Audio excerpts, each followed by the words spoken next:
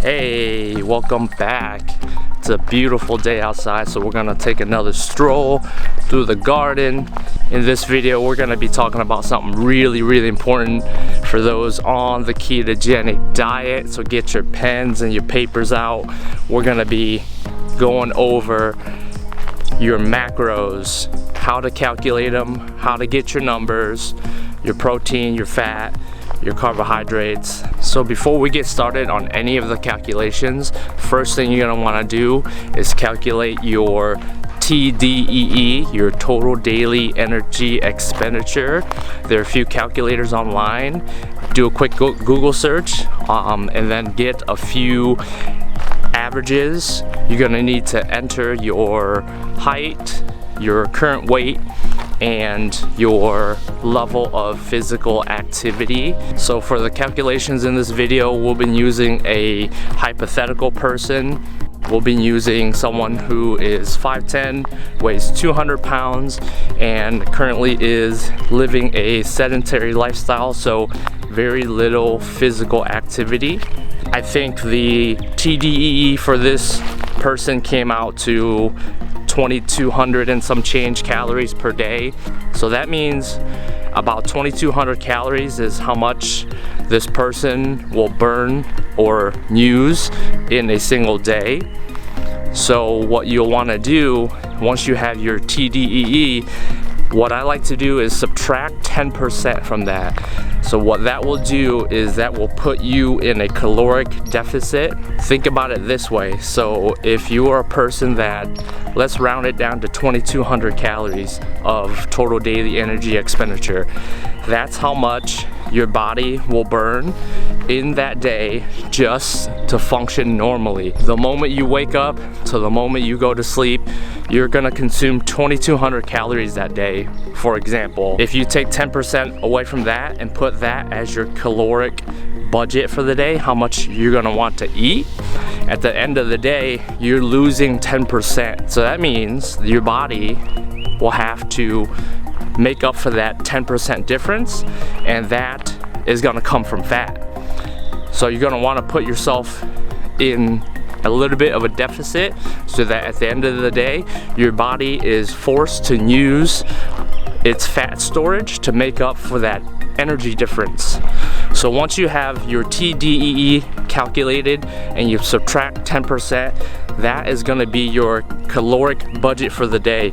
That means that's how much you can afford to eat for that day in terms of calories.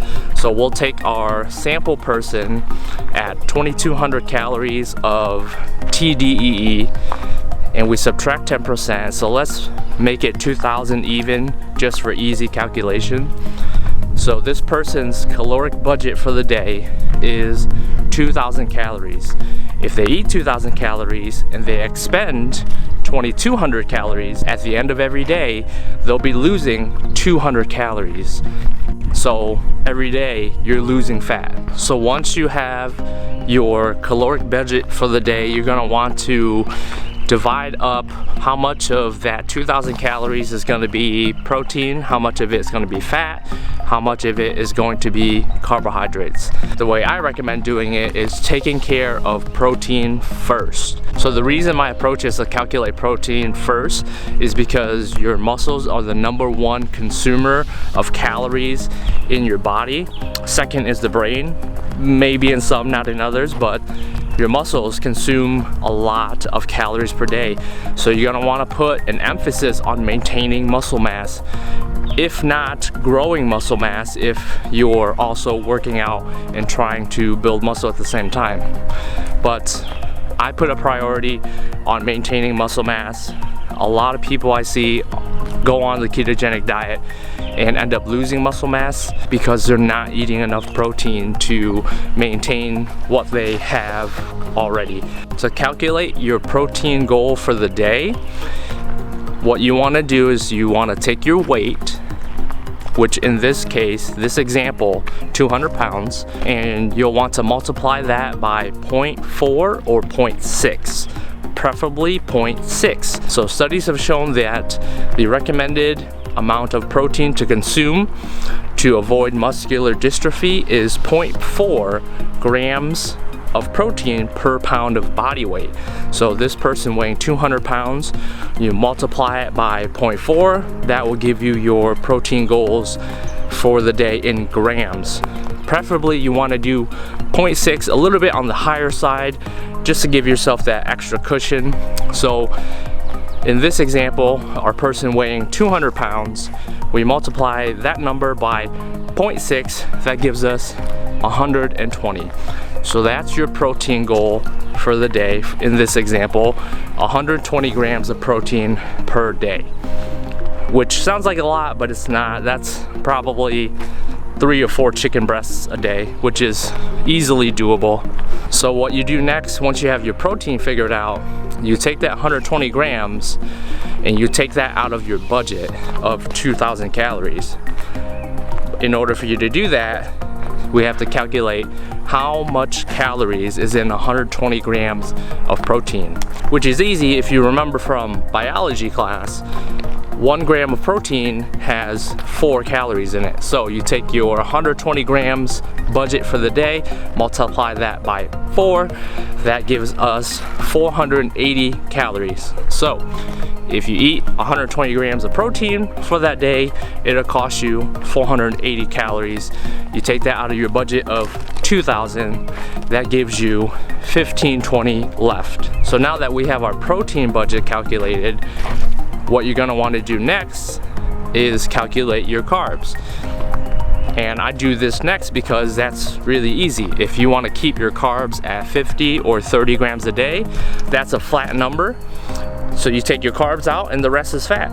Pretty easy. So we want our goal to be 30 grams of carbs per day. It's completely doable. It's not that hard. 1 gram of carb has 4 calories in it. 30 grams of carbs will take up 120 calories out of your remaining budget. So we take that out of our budget remaining of 1,520. We take out 120. That gives us 1,400 calories left out of a calorie budget of 2,000 calories. So the rest, 1,400 calories, is all fat. Easy. So just to summarize, the end of the calculation, what we have is out of 2,000 calories budget for the day, 480 of those calories is going to be dedicated to protein. 120 of those calories are going to be dedicated to carbs, and the rest will be for fat. So what are the percentages? Luckily, in this example, the percentages actually round out pretty well. So the 480 calories of protein will make up 24% of your budget. The 30 grams of carbs will make up 6% of your budget. And the 1,400 calories will make up 70% of your budget, which works out pretty well because on the ketogenic diet you want 70% fat, 20 to 25% protein, and then you want a flat 30 to 50 grams of carbs. So in this example, it works out really well. And that's all you do. That's how you calculate your macro budget on the ketogenic diet. So one side note, on the ketogenic diet, a lot of people may notice rapid weight loss within the first couple weeks. A lot of that is water loss. So a lot of people, when they start the ketogenic diet, they'll see 10, 15 pounds drop off really quickly.